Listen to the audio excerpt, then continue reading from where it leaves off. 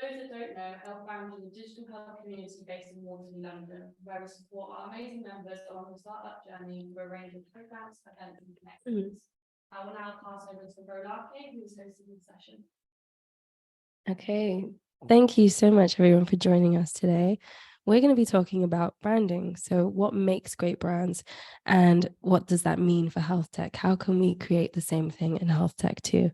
So my name is Rolake Ojo, and I am a graphic designer and a brand strategist, but I started my career as a medical doctor. So I have a unique perspective on this, and I will tell you a little bit more about myself and also the branding and digital agency that I'm creating called And Matter, which is for healthcare specifically.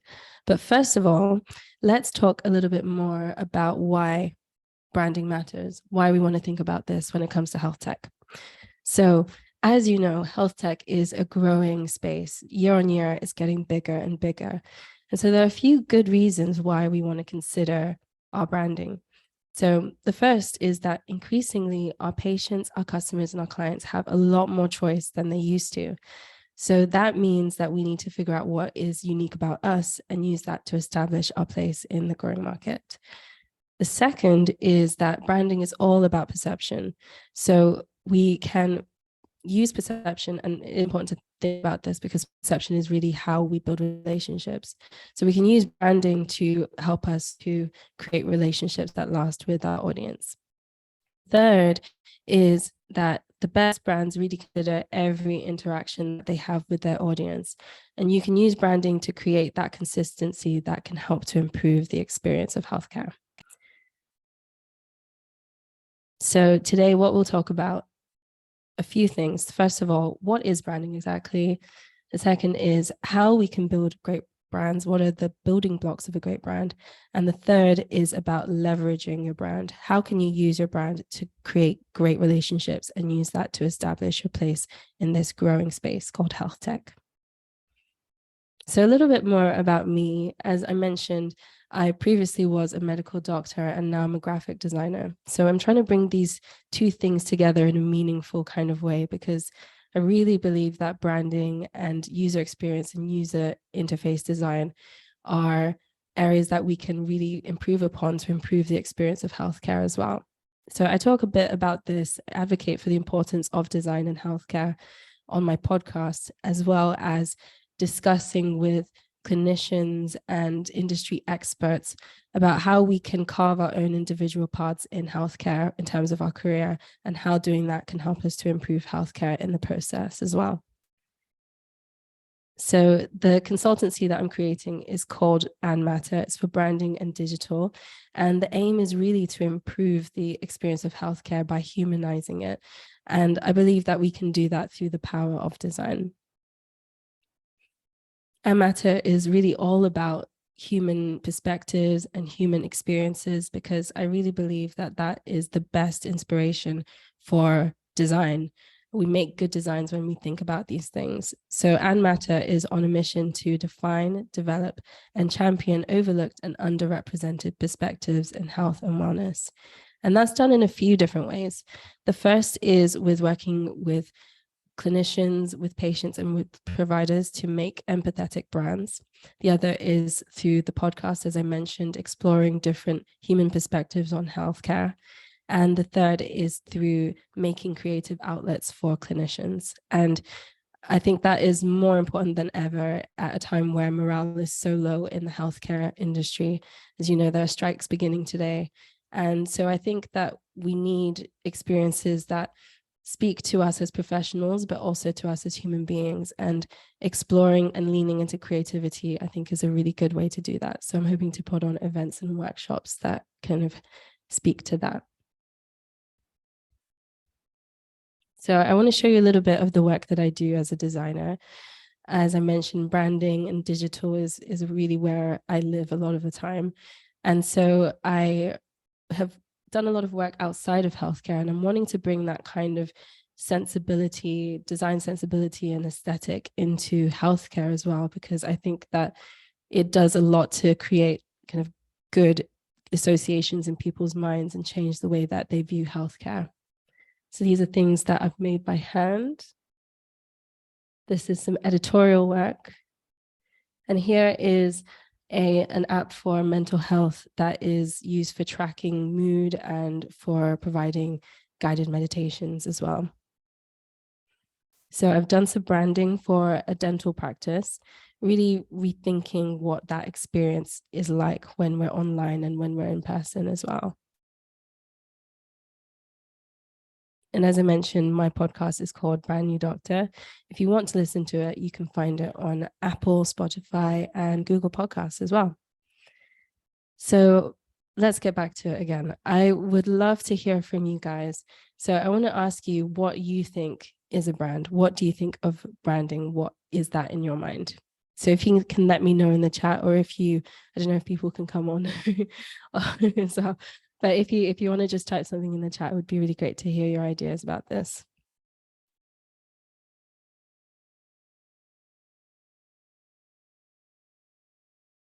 Any thoughts at all?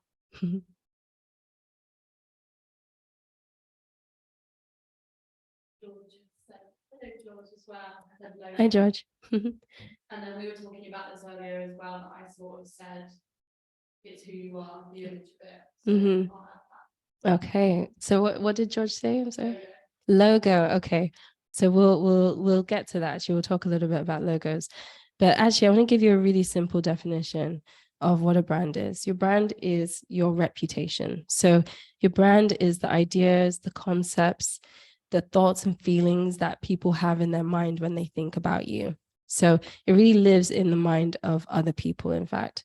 And branding is the process of changing, influencing, creating that reputation or that perception that people have of you. I just want to take a moment to highlight the fact that when you look at branding in this way, when it's defined like this, you realize that actually branding isn't specifically for consumerist things. It's not just about selling things all of the time. It can be applied to other areas as well. It's necessary for schools, for charities, social enterprises, all kinds of things, wherever it's important that people hold you in a certain regard. And so it also applies to people too. So there's a lot that can be said for personal branding, but for now we'll focus more on the kind of branding when it comes to health tech. So this is a really helpful quote that I love to refer to. It's by Martin Neumeier. He's a famous graphic designer who wrote a book called The Brand Gap. And he's also behind a lot of brands in Silicon Valley. And he says that a brand is not what you say it is, it's what they say it is. And they is, of course, your audience. And that just highlights the fact, like I said, that your brand actually lives in the minds of other people. So speaking to what George said earlier about your brand being a logo, I wanted to show you some logos actually. And I would love to hear from you guys as well, what you think of or feel or associate with these brands. These are pretty big brands in healthcare. I also want to point out that I didn't choose them because they're all blue. That was actually a complete coincidence, but it speaks to the fact that actually blue is probably a bit overused when it comes to healthcare. But in any case, do you guys have any thoughts about this? Yeah, so as people put their answers in the text box, there were some other mentioned earlier, Ian said as well, so everything that covers how you're perceived by customers. Yeah.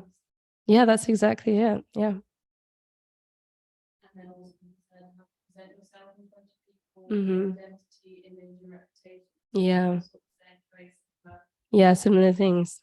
Oh, yeah, that is what those are all included, and we'll talk more about those kinds of components as well. So, have we got any answers about what the logo suggests to them? Okay, I can see some. I can read now a little bit. A good logo by Dr. Fi. Boots is very mine reminds of of Coke a bit. Yeah, it does actually. That kind of swirly. Yeah. Okay. Yeah. So I guess what I really want to highlight, because I think Tash, you were saying a bit earlier as well that you with Pfizer, you think of kind of their dominant brands, or that Philips is like a household brand. All of these ideas that you have are not written explicitly by these brands. They don't necessarily put it in their logo itself, but really this is just to highlight that your brand is actually a symbol.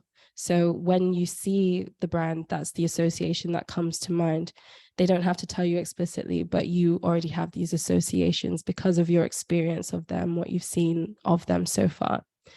And so my design teacher, he put this really well. He said that if your brand is a house, then your logo is basically the door knocker, or it's the door number. It's just a symbol.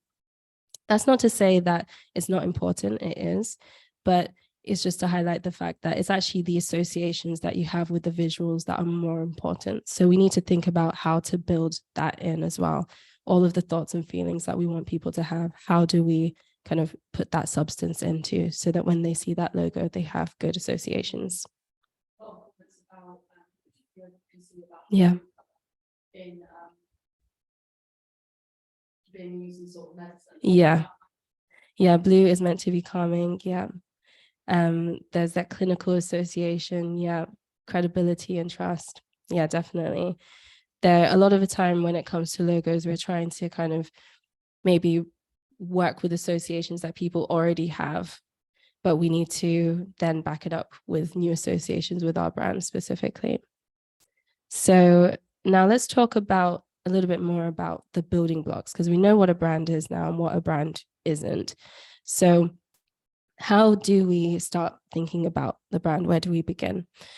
So I want to start with the mindset when it comes to brand building. Essentially, we want to align ourselves with our customers and our audience, and we want to distinguish ourselves from our competitors. And this is important. It's important to be able to make these distinctions because, and Martin Neumeyer actually summarizes this really well. He makes the point that we live in an information-rich era, and there is so much choice out there. And our brains really, really like it when two things are distinct and separate from each other, because it makes it easier for us to make a choice. And we also love novelty as well. So that's why distinctions are important. So the thing is that the choices that we make a lot of the time, making it easier for choices is important, but the choices that we actually make a lot of the time are emotional. I think I've read that maybe 95% of our choices are based in emotion rather than logic.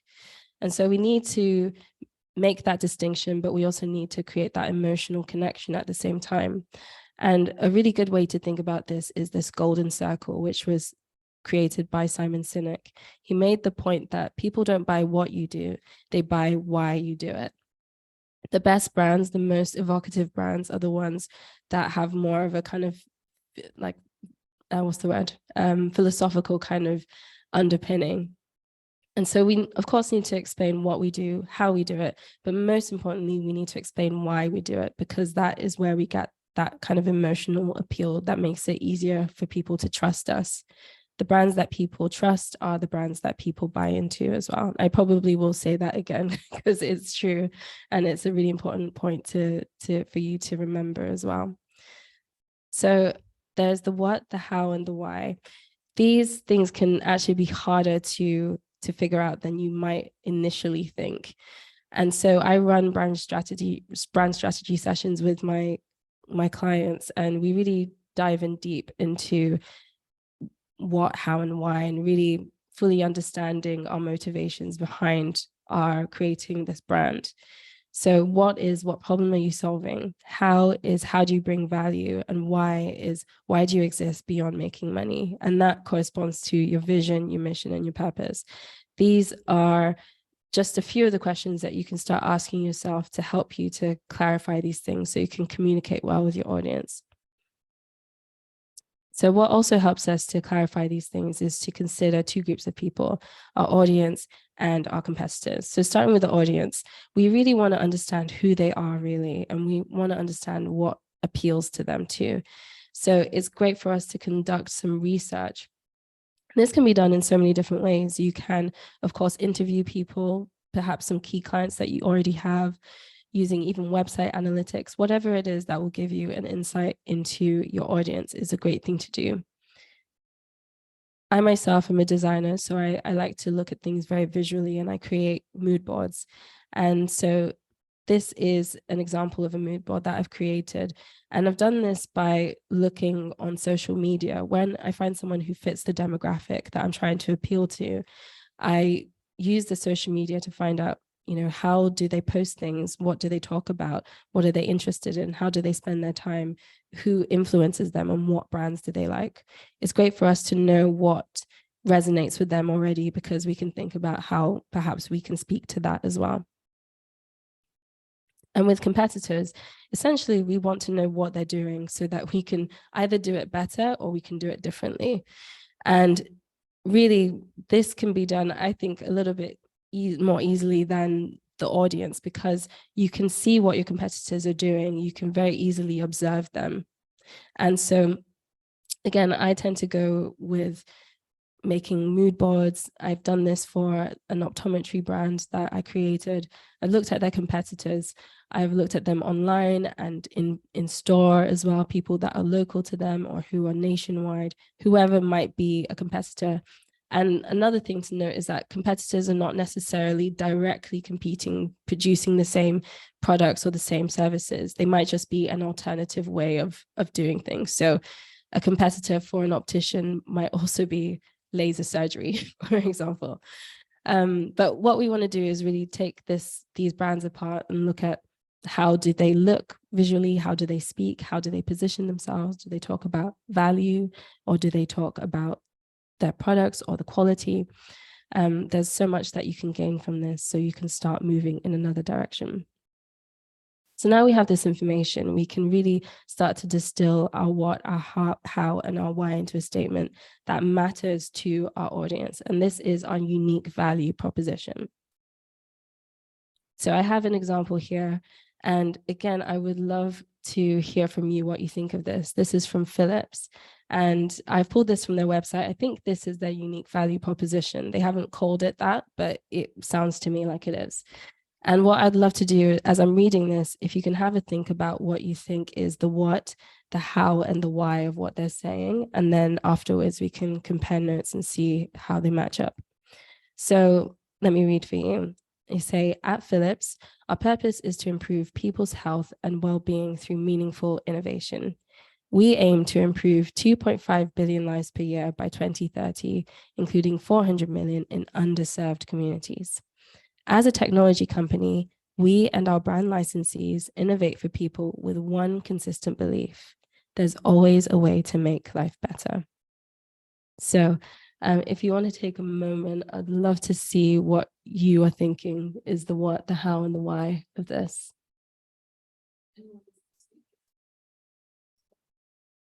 Oh, okay.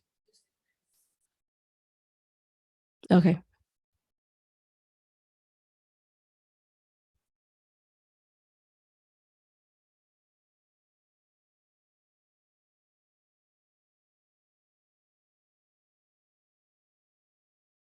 Any thoughts you might have? When we went through it earlier, I didn't know, right? Okay, well, I can move on. We'll talk about what we discussed. Yeah, you can jump in if you have any comments as well. So I thought the why was we believe there's a way to make life better. The how was improving people's health and well-being through meaningful innovation. And the what was a technology company aiming to improve 2.5 billion lives. And so when we talked about this, I think, Tash, maybe you thought the why was the how, or the other way around. In any case, the point I want to make is that I don't want us to get stuck in the semantics of this. I think it's most important that you are kind of communicating these values to people in the first place, first and foremost. But I would say that when it comes to the why, if you can focus on the why, first of all. Oh, there's a couple of thoughts. Okay. What I'd say, what improve people's health and well-being. Okay. How is innovate and why we believe. Yeah, I think we'd switch how and what. Yeah. So this again, this speaks to my point that, yeah, we can get in the semantics. And I'll be honest with you, when I was doing this as well, I moved things around a little bit. And I decided on this because I thought the why answered the question, why do we exist beyond making money? and why does that matter? And I would just recommend for you to do the same thing as well. Start with the why and make sure that it fulfills that question. And I think similarly with the how and the what, if they kind of answer the questions in the what category, then they probably are your what. Now, we've talked about the unique value proposition and finding your why. And so now I want to talk about this kind of brand pyramid. This is all of the other components of your brand. And I really like this diagram. This is developed by someone called Annalie Hansen. I think this is great because it really shows us how visible each one of these components are and the order in which we want to think about them as well. So the values and the beliefs are the invisible traits, but they're really at the bottom. They're kind of more foundation. And then the more visible traits are the look and feel. And I like to think of brands as people, not to mix metaphors, but brands are kind of like people in the sense that the outward appearance is really an expression of what's going on underneath a lot of the time. So now let's break down each one of these components. So the values and the beliefs are simply what we stand for. The culture is how we live our values. Attributes and benefits is what we contribute. Behavior is how we act. Tone of voice is how we talk. Look and feel is how we appear. So it can be really helpful to kind of fill out this brand words table, starting from the left and going over to the right. If you just write down some of the descriptive terms or phrases or ideas, the things that you want your brand to embody, essentially, it helps to start guiding you in terms of how you actually produce these things or how you live them out, and starts to create that consistency that you need. So I've filled this out with some terms that I think are good for health tech. And some of these are phrases that or words that you would likely see or you would expect, but there are a few that I feel are things that I don't see very often, and they could be a good direction to go in if you are able to embody those things to distinguish yourself from other people. So for example, with values and beliefs, it's great to talk about holistic care, patient safety, and dignity, because these are really important things. But we might also want to consider that for our audience, increasingly, it's important that you are also representative of different types of people, that you're inclusive, and that you're transparent as well. So with behavior, we want to be responsive and we want to be helpful, but if we can be proactive, especially in a healthcare setting where people oftentimes feel like they're chasing people or they're having to do things themselves, I think that can help to distinguish you. And then with the look and feel, we talked about how blue is very common. It's used a lot because it's soothing and calming. And we do want that for a healthcare kind of tech or health tech or healthcare environment. But we can also think about the type of imagery and the other elements of the brand as well, and how we want to get that across. So a good thing to consider perhaps is being more illustrative, using illustrations. There's a lot of stock imagery out there and it can make your brand look dated. But if, for example, you thought about illustration, you can distill your thoughts and your concepts down into an image that people can get behind very quickly and understand, but also speaks to and appeals to a wider range of different people. So with visual identity, it's likely that you might work with a designer at some point, but it is helpful as well for you to understand the process of creating a visual identity. So I just want to give you a quick summary of that. But the important thing to remember with the visual identity is, like we were talking about before, that your logo is kind of your door knocker. Your visual identity is just a physical embodiment of everything else that is going on kind of under the hood, all of your values and your beliefs and all of the other things that we talked about as well. It's helpful to use those visual keywords as guidance, and you can start collecting inspiration that really fits in or is in keeping with those keywords. Let's go back. So here is some inspiration I collected for this optometry brand that I was building. And my keywords were ornate, whimsical, and vintage. So I've collected imagery, graphic elements, and illustrations and typography that I felt were in keeping with those keywords. And then from there, I created elements of the brand the logo, picked out the typeface and the tone of voice, some colors for the palette as well, some imagery, and put this together to create some visual assets like Instagram stories.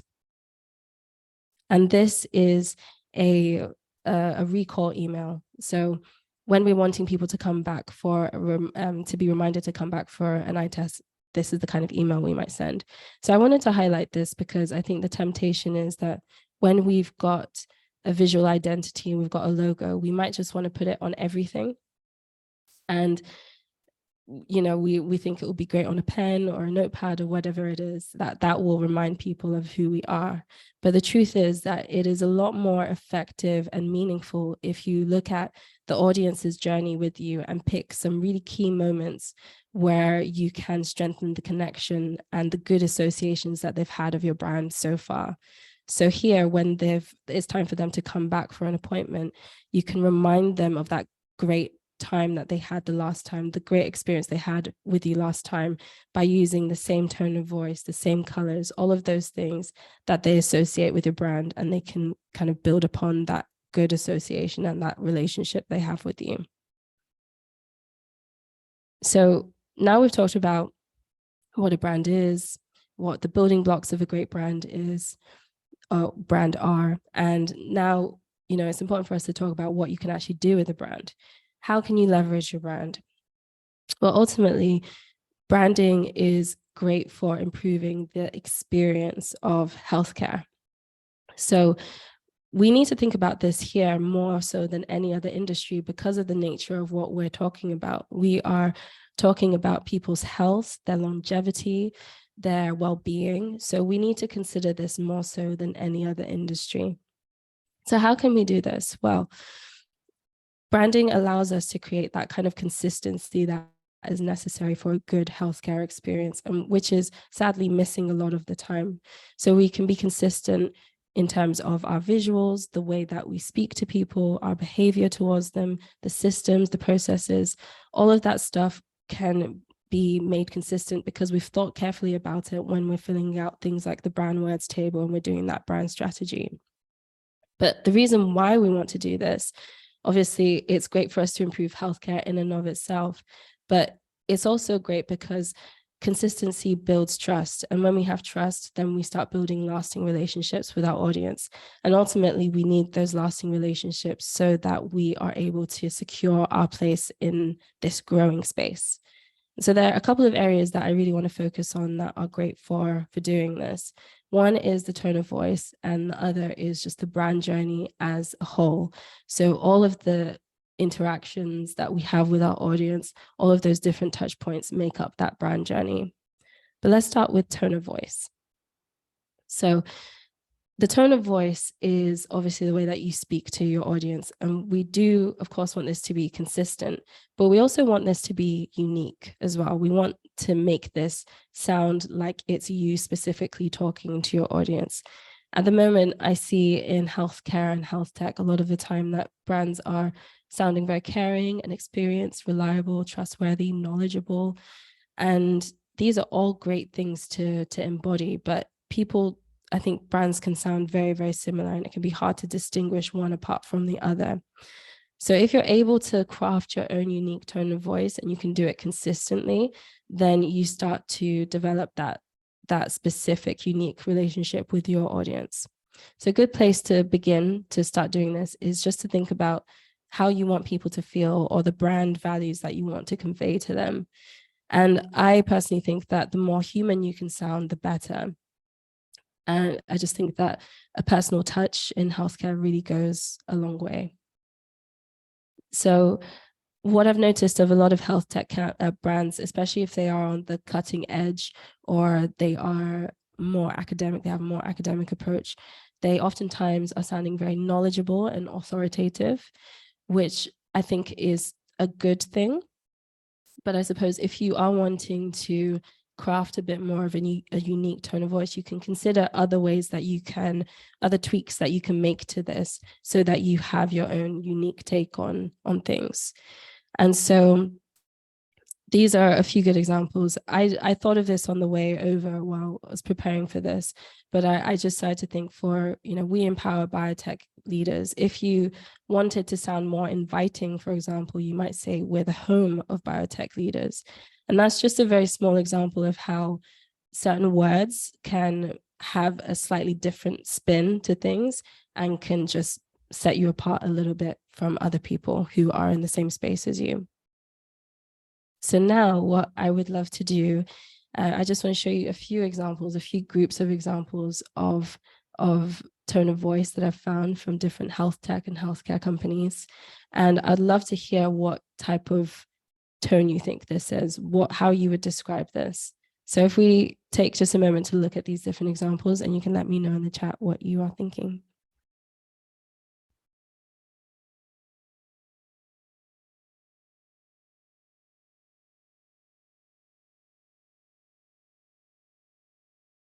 So we had a bit of a talk about this before. Yeah. As cells. Yeah, this is my favorite one. Give yourself a standing ovulation.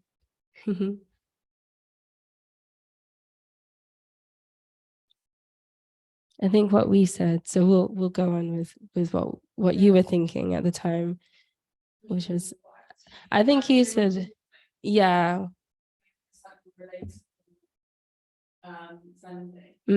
Yeah, and I would agree. So how I described these was as empowering and caring. And I think it is really great to be caring. You need that in a healthcare setting. But if you can also instill that idea that you are positive, you believe in your audience's ability to get better and to reach their healthcare goals with your help, I think that's a really great way. It's kind of a step up from being caring as well. I love this. Give yourself a standing ovulation from Healthtech. They are a fertility testing company, and I thought this was great because they are obviously talking to people who are concerned about their fertility or are struggling to get pregnant, and so giving them applause essentially, I think, is a really heartwarming and a really positive spin on tone of voice here.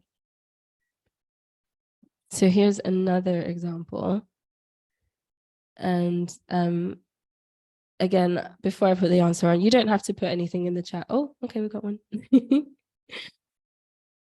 Oh, that's great. Yeah, fertility is empowering and a good pun. Parsley green caring, Ivy heart tugging. Very good. Parsley green emotional, but also sounding like a DIY shop a bit. Enjoying that. So with this one here, just take a moment to have a think. I think what we talked about here, yeah, you were saying it was quite aggressive. You thought these were, yeah. Strong colors, bit more instructional. Yeah, instructional.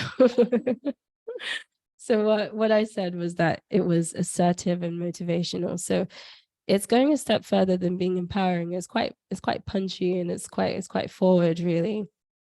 I thought this was a really interesting spin on kind of healthcare messaging, because it has the drive and the ambition that you might associate with a sports brand, for example. But I think that this can be, obviously you have to be careful about when you use this, but this can be really powerful when you pair it with a call to action. So you're giving them the motivation, and then you're showing them how to act on it. The more you know, the more you can do. Read the discourse. And you can see how also it's not just the way that you say the words, it's also the way that you present it as well. It almost looks like a health brand, or it looks like a sports brand. This one, get ready for body autonomy, for example. So yeah, this is another take that I've seen that I think is quite interesting. And here's a last one. So just take a moment to have a look at this one as well. I think you were saying it was very friendly, yeah, very chatty as well. And I quite enjoy these myself. So here we go, Noel. Okay, it makes me realize how far we've adopted the businessification of every part of our lives. Becoming a boss is equivalent to self-autonomy. Yeah, that's a really good point. to make. I guess perhaps they are speaking to that kind of professional demographic. And I suppose there's kind of two ways that you can look at it when you're talking to your target market. Do you want to speak in their language specifically, or do you want to challenge them in some way and consider a different way of doing things, that maybe not everything is about work? That's something to think about. But it's just to show that there are lots of different options out there. We don't all have to sound the same. There's a million different ways you can talk to your audience.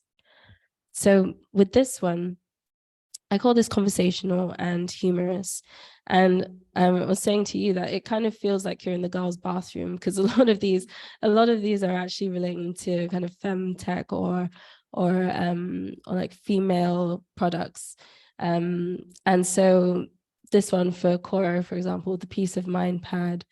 Are your privates feeling pouty? I love that one in particular. Really, the effect of this is that it's almost like you're in a crowded room, everyone's talking at the same time, and then someone says something so silly and ridiculous that suddenly you're turning your head and you're tuning into what they have to say. And so you can have a similar effect with a very conversational or humorous tone of voice, because people aren't expecting to hear that from you. But again, all of this within measure. I've seen this a lot in more kind of female-focused products, but perhaps there's a version of this that exists in other areas too. So now we'll talk about the brand journey. So a brand journey, like I said, is all of those touch points where you're going to interact with your audience mapped out.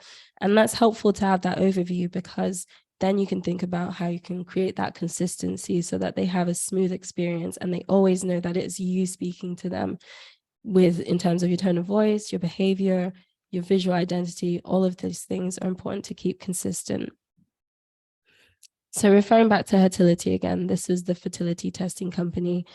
They have done a really good job. So I want to highlight some of the things that they've done. I split this up in terms of before, during, and after. So before people actually convert and they are using your product and services, you want to think about all of the places where they are likely to see or hear about you for the first time. That could be in real life, or it could be online. But also think about where they're going to go if they want to find out more information before they convert to. And so I'll just talk a little bit about your website, because I feel that websites are, for your audience, a foretelling of what it's going to be like to use your product and service. So a website that provides the information and answers the questions that they're looking for, looks well designed, is easy to use, will suggest to them that they're going to have a good experience with you further down the line. And so now talking about during, when they're actually using your product or your service as well, you want to list out all of those different touch points where they are going to speak with you or they're going to interact with you. It's also a great time to consider areas where you can improve upon their experience. And I think Healthtech have done a really good job here. Like I said, they are a fertility testing company, so they post out these sampling kits and they've branded this beautifully. But not only have they done that, they've also considered the fact that their audience is likely to need sanitary products. So they've provided these products and given them a bag as well that is branded, a bag that's branded with their logo and their very funny tone of voice as well. I'm not overreacting. So they really don't have to do this. No one is asking them or expecting them to do this, but the fact that they have shows that they are thoughtful and considerate and very intentional as well. And these are great associations for you to start building in your audience's mind. So you can push things further and improve people's experience by using these small, thoughtful actions. And so after they've engaged with your service, I think a great way for you to continue to build that relationship is by providing valuable information.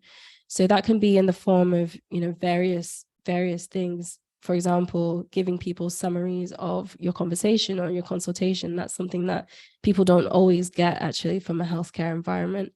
Newsletters, reminder emails, all kinds of things like that, guides, online guides or webinars. If you can carefully brand these things, then they'll have that association with you being very helpful and generous as well. So just a few take homes then, because we've talked about a lot of different things today. I just want you to remember these few things if you remember nothing else. The first is that your reputation is valuable. So oftentimes your brand is your main competitive advantage, and it's the reason why someone will choose you over somebody else. So the second is to build a strong brand foundation. Visuals alone are not enough. You need to build associations with those great brand values you have and with your why as well, if you want to create that emotional connection. And remember that most choices that people make are based in emotion rather than in logic. The third is to build trust through consistency. So your brand can really help you to do that. And that has the effect of improving people's experience of healthcare, but also it has the effect of creating lasting relationships. And you really need that to be able to secure your place in this growing market in health tech. So I just want to leave you with a really great quote from someone called Paul Rand. He is a famous graphic designer behind big brands like IBM and UPS, ABC. And he says that design is the silent ambassador of your brand. So really think carefully, consider and design every aspect of your brand. It will help you to set yourself apart and, you know, really cut through the noise. There's a lot going on right now. So just, just think about it carefully. So thank you so much. So if you have any questions for me, you can put them in the chat. If you're wanting to know more about me and what I'm doing with Ann Matter, of course, don't hesitate to reach out to me. Thanks. Yeah, give it a second in case anyone wants to ask a question. Feel free to. I guess for me, I'll ask quite a general one. How do you see with startups who often have a limited budget? When does branding become part of that journey, and how can they go about it in more of a cost-saving way? Well, I would say, I think that branding should come in quite early on. I don't think it's I think obviously you need to do thinking for yourself about what you can provide logistically and everything. But once you're getting to the point when you're needing anyone to have some kind of opinion about your work, then you want to start thinking about branding. But there's a lot to say that there's actually a lot in the fact that brand strategy can help you to think about the way you structure your systems and your processes as well. So you can take a step back, but certainly at the point when you're thinking about your investors or you are wanting to get into the market, you need to consider your branding. If you have a limited budget, then you can kind of start thinking about these things and asking yourself these questions first of all. And I think, again, like I was saying, the visuals are really the icing on the cake. They can help to set you apart, but you need to have all those brand values and everything. And you don't necessarily have to spend tons of money to do that. You just need to spend a good amount of time thinking carefully about those things. It certainly helps to run it by someone who has experience with it. But I would just recommend that you ask yourself these questions. Your first brand identity, when you're just putting yourself out there, if you don't have a lot of money, may not look the best, but at least if you do something and you've thought about the meaning behind it, then it will still have a lot more effect upon people. And later on, when you have some more money, you can think about investing and redoing your visuals. Yeah. Thank you so much. Yeah.